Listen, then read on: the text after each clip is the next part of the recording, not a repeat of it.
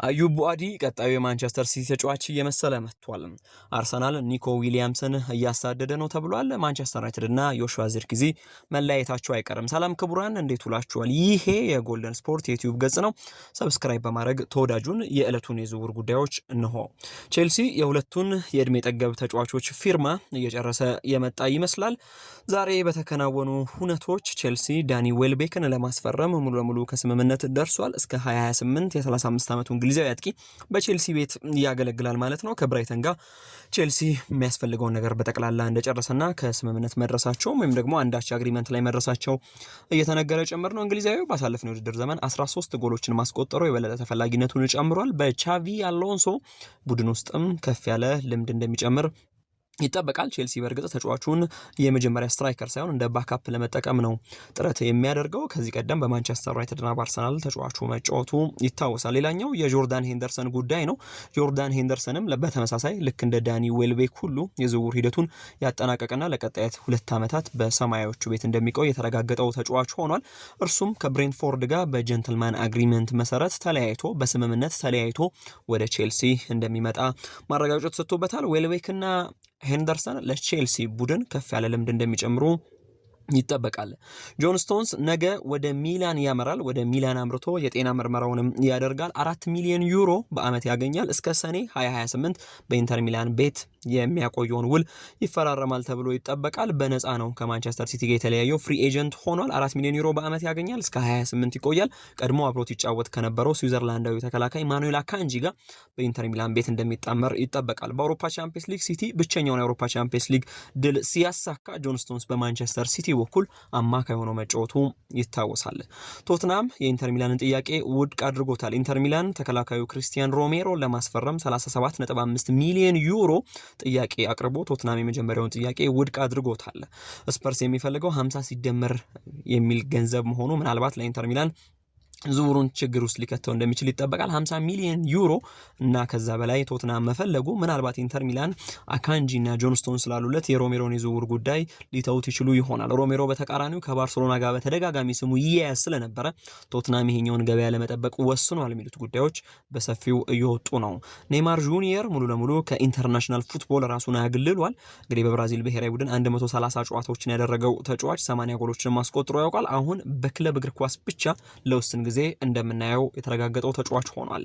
በማንቸስተር ሲቲ በኩል አዩብ ቡአዲን ለማስጨረስ ቡድኑ ጥረት እያደረገ ነው፣ ወይም ደግሞ ከሊል ጋር ከጥሩ ስምምነት እየደረሱ እንደሆነ እየተነገረ ነው። ከሊል ካምፕ ጋር በተከናወነው ንግግር መሰረት ከ70 እስከ 80 ሚሊዮን ዩሮ ይሄ 18 ዓመት ወጣት ሞሮኮዊ አማካይ ሊያወጣ ይችላል ተብሎ ይጠበቃል። በዚህኛው የክረምት የዝውውር መስኮት ፊርማውን ቢያኖር እንኳን ወይ በዚህኛው ወይ በቀጣዩ የሲቲ የማንቸስተር ሲቲ ተጫዋች መሆኑ ይረጋገጣል። ኢቲሃድ አሁን አይድረስ እንጂ በቀጣይም ቢሆን ግን የአዩብ ቡአዲ መዳረሻ እየመሰለ መጥቷል። ዩቬንቱስ ራንደል ኮሎሙዋኒን የግሉ አድርጓል። የፓሪስ ሰን ዠርማን ንብረት የሆነው በተለያዩ አጋጣሚዎች በዩቬንቱስና በቶትናም በውሰት ያሳለፈው አጥቂው ራንደል ኮሎሙዋኒ በ45 ሚሊዮን ዩሮ አዲሱ የዩቬንቱስ ተጫዋች ለመሆን ተስማምቷል። በእርግጥ አሁን በውሰት ነው የሚያቀነው። ከዛ በኋላ ግን የውሰቱን ውል ቋሚ ማድረግ የሚችሉበትን 45 ሚሊዮን ዩሮ ተስማምተዋል።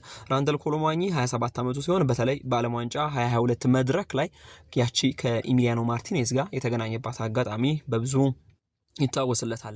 ጆዜ ሞሪኒዮ 2 ፊርማዎች በሪያል ማድሪድ ቤት ይቀረኛል ብለዋል። አንደኛው የሚጠበቀው የሮድሪ ጉዳይ ነው።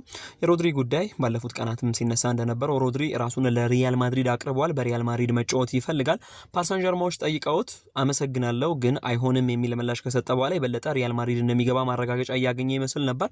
የሪያል ማድሪድ ፕሬዚዳንት ፍሎሬንቲኖ ፔሬዝ እስከዛሬ ጠዋት ድረስ ግሪን ላይት አልሰጡም ነበር። ዛሬ ግን ተጫዋቹን ለማስፈረም አዎ ይቻላል የሚለውን ግሪን ላይት ስለሰጡ ጆዜ ሞሪኒዮና ስታፎቻቸው ፈጠን ብለው ይሄን አማካይ እንደሚያስፈርሙት ይጠበቃል። ሁለተኛ ሪያል ማድሪድ በቀጣይ የሚፈልገው አንድ ተጫዋች ግን የግራ የመሃል ተከላካዩ ቦታ ላይ አንድ ተጫዋች ይጨምራል ተብሎ ይጠበቃል። ጆዜ ሞሪኒዮ ይሄን ነገር ማረጋገጫ ሰጥተውበታል። ሊቨርፑል ዣሬል ኮንሳን መልሶ ማምጣት እንደማይፈልግ ተነግሯል። ቡድኑ በዚህ ሰዓት የተከላካይ ክፍል እጥረት ገጥሞታል። በተለይ ደግሞ ሲኒየር ሴንተር ባክ ያስፈልጓል። እንግሊዛዊው አምና ነበረ ወደ ባየር ሌቨርኩሰን ያቀናው፣ ግን ደግሞ ሊቨርፑል ባይ ባክ ክላውዝ ነበረው፣ መልሶ የማስፈረም ፍቃድ ነበረው። ያንንም አልጠቀምም፣ እሱ በዛው ይቆይ፣ ዣሬል ኮንሳን ወደ አንፊልድ መልሼ የማመጣበት ምክንያት የለኝም የሚል ሐሳቡን አስቀምጧል። የአሜሪካ ብሔራዊ ቡድን ማውሪሲዮ ፖቼቲኖን እስከ 2030 ለማቆየት ንግግር ጀምሯል። ማውሪሲዮ ፖቼቲኖ በዓለም ዋንጫ አስደናቂ ጊዜ እንደነበራቸው ይታወቃል። አርጀንቲና አሰልጣኝ በቀጣይ በአሜሪካ ብሔራዊ ቡድን እስከ 2030 እንደሚቆዩ ይጠበቃል። ማኑኤል ኖየር 2027 ላይ ጓንቴን እሰቅላለሁ ብሏል። ከዚህ ቀደም ከጀርመን ብሔራዊ ቡድን ራሱን አግልሎ የነበረው ግብ ጠባቂው ለዚህኛው የዓለም ዋንጫ ዳግም ተመልሶ የዩሊያን ናግሊስማን ቡድንን አገልግሎ እንደነበረ ይታወሳል። ያም ቢሆን ግን ካሁን በኋላ በባየርንም ከአንድ ዓመት በላይ እንደማይዘልቅና ቀጣዩ ክረምት የኖየርና የእግር ኳስ መለያ እንደሆነ ተነግሯል። ቪኒሲዮስ ጁኒየርን የማያገኙ ከሆነ ሚካኤል አርቴታ ሙሉ ለሙሉ ፊታቸውን ወደ ኒኮ ዊሊያምስ ያዞራሉ ተብሏል። ስፔናዊው የዓለም ሻምፒዮኑ በአትሌቲክ ቢልባኦ እየተጫወተ እንደሚገኝ ይታወቃል። በተለያየ አጋጣሚ ባርሴሎና ተጫዋቹን ሊያስፈርም ከጫፍ እየደረሰ ሳይሳካ እንደቀረም የቅርብ ጊዜ ትውስታችን ነው። ሚካኤል አርቴታ የስፔናዊ የረዥም ጊዜ አድናቂ መሆናቸው ምናልባት እዚህ ዝውውር ላይ በደንብ ኮንቪንስድ ሆነው እንዲቀጥሉ ሊያግዛቸው ይችላል የበርካቶች ግምት ሆኗል። ማንቸስተር ዩናይትድ ዮሹዋ ዚርክዚን መልቀቅ ይፈልጋል። ዮሹዋ ዚርክዚም ከማንቸስተር ዩናይትድ መልቀቅ የሚፈልገው ተጫዋች ነው። ግን በሁለቱ ቡድኖች መካከል አንድ እክል ብቻ አለ። ማንቸስተር ዩናይትድ ተጫዋቹን በቀጥታ መሸጥ ሲፈልግ፣ ገዢ ክለቦች ደግሞ በተቃራኒው ተጫዋቹን በውሰት መፈለጋቸው ነገሮቹን በደንብ አክብዶታል። ማንቸስተር ዩናይትድ ከተጫዋቹ 40 ሚሊዮን ፓውንድ ገደማ ሲፈልግ፣ እሱን ከወደ ጣሊያንና ከስፔን እየፈልጉ ያሉ ቡድኖች ግን በተቃራኒው በውሰት ወስደው በጊዜ ሂደት ቋሚ ለማድረግ እያሰቡ እንደሚገኝ እየተነገረ ነው። ናፖሊ ቤንቶ ባዲያሽለን ለማስፈረም እየሰራ እንደሆነ ተነግሯል። ፈረንሳዩ ተከላካይ ምንም እንኳን በቼልሲ የተሳካ ጊዜ ባይኖረውም በፈረንሳይ ሊግ በሞናኮ ሳለ አስደናቂ ተከላካይ እንደነበረ ይታወሳል። ቼልሲ ለዝውውሩ 3 ሚሊዮን ዩሮ የውሰት ውል የሚያገኝ ሲሆን ተጫዋቹ በአመት 2.5 ሚሊዮን ዩሮ እንደሚያገኝ ይጠበቃል። አስቶን ቪላ ኒኮላ ጃክሰንን ማስፈረም ቢፈልግም የእንግሊዝ ፕሪሚየር ሊግ ህግ ግን ከልክሎታል። አስቶን ቪላ ከቼልሲ ላይ ጃክሰንን ለማስፈረም ያቀደው በውሰት ቢሆንም በሊጉ ህግ መሰረት ከአንድ ክለብ ወደ አንድ ክለብ ከአንድ የውሰት ውል በላይ ስለማይፈቀድ ኒኮላ ጃክሰንን አስቶን ቪላ የሚወስድበት አንዳችን ምክንያት እንደሌለ ተነስቷል። ሳቪኒዮ ለማንቸስተር ሲቲ የበላዮች ባካችሁ ልቀቁኝ፣ ወደ ቶትናም መሄድ ፈልጋለሁ ወይም ደግሞ ከማንቸስተር ሲቲ ወጥቼ መጫወት ፈልጋለሁ ማለቱ እየተነገረ ነው። ብራዚላዊ የመስመር አጥቂ ምናልባት በቀጣይ አዲሱ የቶትናም ተጫዋች ሆኖ ይተዋወቃል። ለዕለቱ ያዝናቸው አጫጭር የዝውውር መረጃዎች ይመስሉ ነበር። ለቤቱ አዲስ የሆናችሁ ሰብስክራይብ በማድረግ ተወዳጁን